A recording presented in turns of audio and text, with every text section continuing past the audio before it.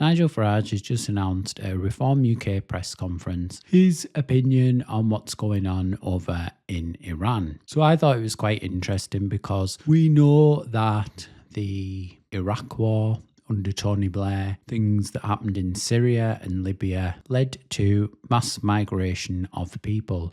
So I thought it'd be interesting to see what he had to say about it, because if you get involved in another war, could that then 10 years down the line lead to even more immigration? So let's just watch the clip and see what he had to say. Good morning, everybody. Just a few words to begin about the situation in Iran.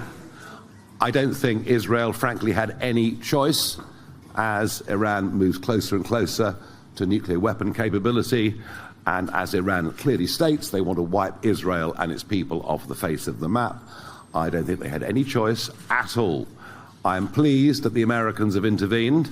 Generally, I'm against military interventions. I was vehemently opposed to what happened in Libya. I was strongly opposed to what happened in Iraq 20 years ago, and I've always thought that going for regime change was a really very dangerous policy, because you don't know what is going to follow.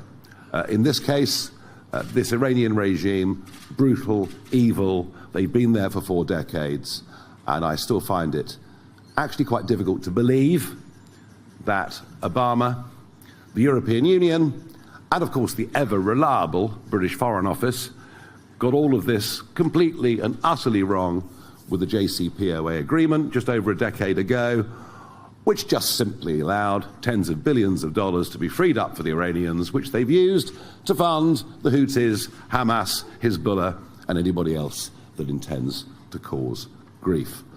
So I hope and believe that the American reports are right and that Iran no longer has nuclear capability, and we'll see what comes after that. Perhaps the only surprise is the only person in the country who didn't seem to know the Americans were about to do something was the British Prime Minister himself, who appears to be totally dumbfounded by the whole thing, and says there should be de-escalation, whilst in the next sentence saying Iran should not have nuclear capability.